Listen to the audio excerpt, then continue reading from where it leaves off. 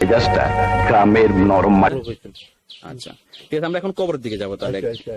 ঠিক আছে, আমি এখন ভাইয়ের সাথে যাচ্ছি, উনি একজাক্টলি দেখিয়ে দিবে যেখানে আমাদের প্রয়াত চিত্রনায়ক এবং সাবেক সংসদ সদস্য এবং বীর মুক্তিযোদ্ধা ফারুক সাহেব শায়িত আছেন। যাচ্ছি, আমরা সবাই মিলে কবর জিয়ারত করবো ওনার।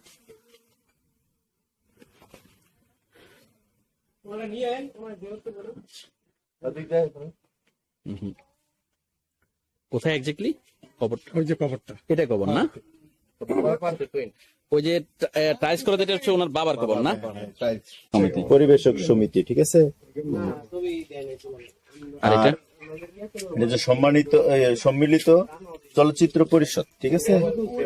আর বাংলাদেশ আওয়ামী লীগ, উনি একজন আওয়ামী লীগের ত্যাগী নেতা ছিল, জি। আর ওনার ভিতরে প্রচন্ড দেশপ্রেম ছিল, জি। বঙ্গবন্ধুর প্রতি খুব আনুগত্য ছিল, ঠিক আছে।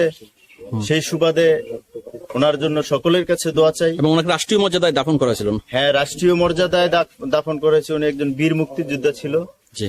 উনি অত্যন্ত ভালো মনের অধিকারী ছিল, দানশীল ব্যক্তি ছিল। আমরা অনেক কিছু হারিয়েছি, ঠিক আছে।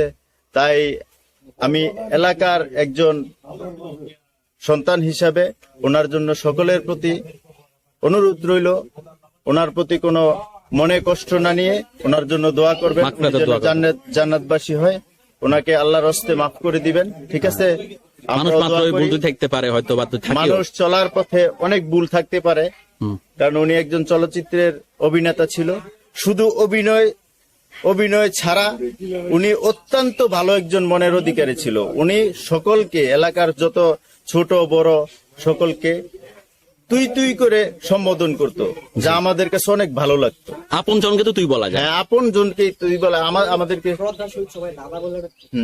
আমরা আমাদের ওখানে বলতো মিয়া ভাই, ঠিক আছে। আমাদের এলাকার সবার দাদা, ঠিক আছে। তা ওনার জন্য দোয়া চাই সকলের কাছে, ওনাকে আল্লাহর হস্তে মাফ করে দিবেন, উনি যেন জান্নাতবাসী হয়, এই অনুরোধ জানাচ্ছি সকলের প্রতি। ধন্যবাদ আপনাকে, ধন্যবাদ। কবর খোঁড়ার কাজ করেছিলেন সেই কবর কর্মীর সাথে আমি কথা বলবো। আসসালামু আলাইকুম। ওয়ালাইকুম সালাম। আপনার নাম? আমার নাম মোহন। আচ্ছা, এই যে কবরটা দেখছি, এটা তো আমাদের চলচ্চিত্রের অন্যতম জনপ্রিয় চিত্রনায়ক এবং সাবেক সংসদ সদস্য ও বীর মুক্তিযোদ্ধা ফারুক সাহেবের কবর। এই কবরটাকে আপনি খুঁড়ছিলেন? জি জি, আমি করছি। ওই ওর বড় ভাগ্না যে কল্লল ভাইও ছিল আপনার? উনি ডেলি মনে করেন নিম্নত 30 জন 50 জন মানুষের উনি খাওয়াইতো। এটা আমার কথা না, এটা যারা বাসায় গেছে তারা কইতে পারবো।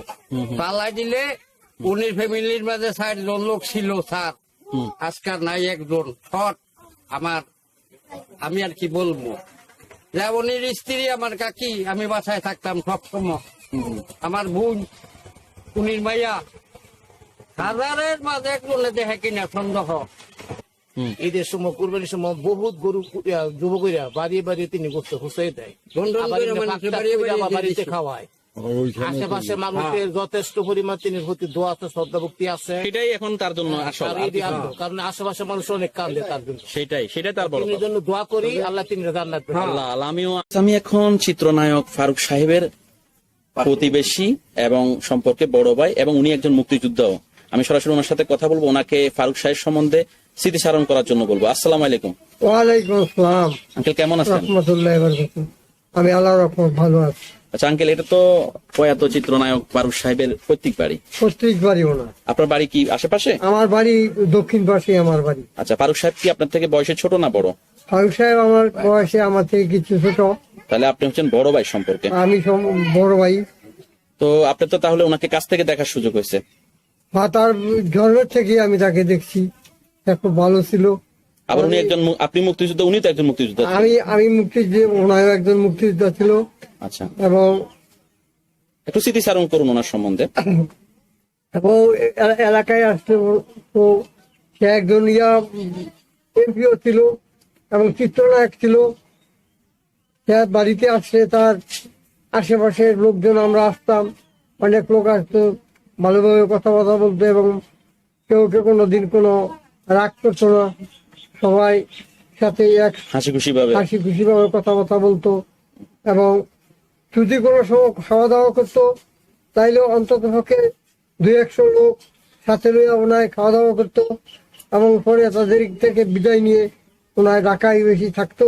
যখন আসতো তখন সবার সাথে মিলামেশা করতো এবং সবাইকে ভালো বুড়া জিজ্ঞাসা করতো।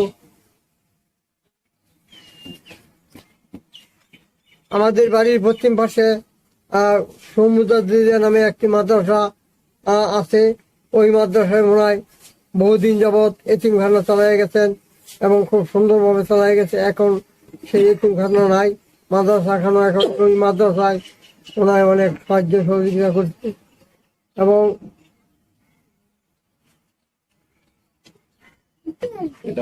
আচ্ছা আঙ্কেল, ওনার শাহরুখ সাহেব তো দীর্ঘদিন অসুস্থ ছিলেন, সিঙ্গাপুরে ছিলেন উনি, তো উনি তো এখন মারা গেছেন। উনি মারা যাওয়ার আগে শেষ কবে এই বাড়িতে আসছিলেন? আপনার সাথে কখন দেখা হয়েছিল? শেষ কবে, যখন জীবিত ছিলেন? প্রায় 2 বছর আগে ওনার ভাগিনার এখন নাতি বিয়ে দিয়েছিল। ওনার নাম ছিল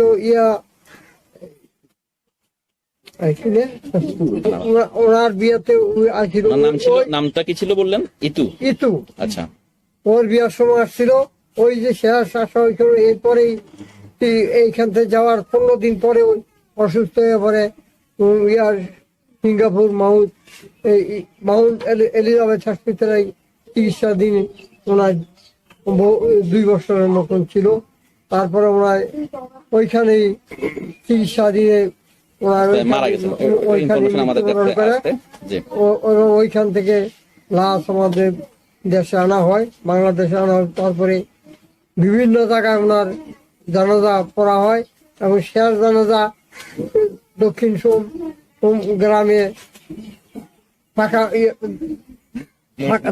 ওদের এই ব্যক্তিগত জায়গার উপরে ওর বড় বাবাই যে মসজিদ দিয়ে গেছিল, ওইখানে তাদের বংশের পারিবারিক গোরস্থান। ফারুক সাহেবের বাবার পাশেই এই ফারুক সাহেবকে দাফন করা হয়েছে। জানাজা কয়টা বাজে হয় ওই দিন রাতে? জানাজা রাত্র 9টার সময়, মানে এশার নামাজের পরে। এশার নামাজের পরে রাত্রে 9টার সময় সমাপ্ত হয়। এবং আঙ্কেল, উনি তো এখন মারা গেছেন। এখন আপনার যে এই ভিডিওটা যারা দেখবে, এই দর্শকের উদ্দেশ্যে কিছু বলার আছে আপনার? আছে, যারা ওনাকে দেখছেন এবং দেখবেন তারা, এবং কেউ যেন ওনার নামে কোনো এই অহেতুক কুচ্ছা রসা না এবং ওনার গুজব রটাবেন। কেউ ওনার কাছ থেকে ওনার সম্বন্ধে কোনো গুজব রটাবেন না। এবং ওনার জন্য আপনারা সবাই দোয়া করবেন, আমরাও দোয়া করছি। অনেক লোক ছিল ওই দিন, জান্নাতের দিন সবাই ওনার জন্য জান্নাতবাসী হয়, সেই জন্য দোয়া করছে। আপনারা দোয়া করবেন, মুসলমান হিসাবে আমরাও দোয়া করছি, আপনারা দোয়া করবেন। অনেক ধন্যবাদ। এই বলি আমি ক্ষান্ত করলাম। জি।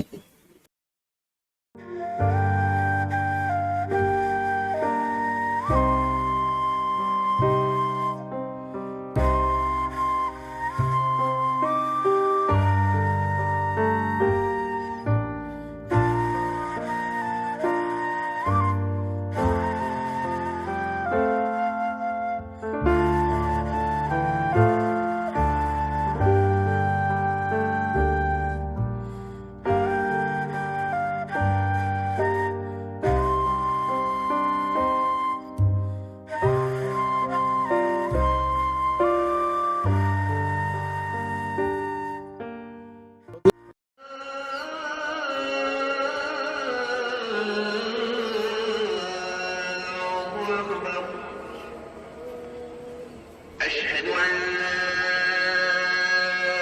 إله إلا الله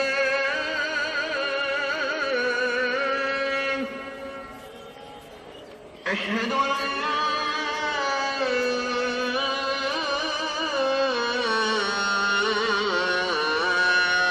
لا إله إلا الله أشهد أن محمد رسول الله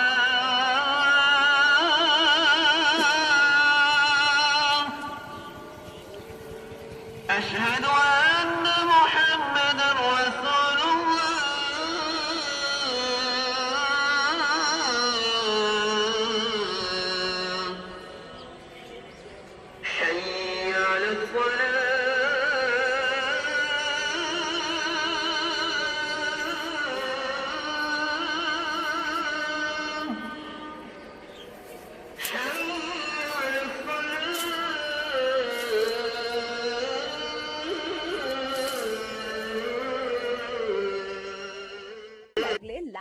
কমেন্ট করে আপনার মতামত দিন।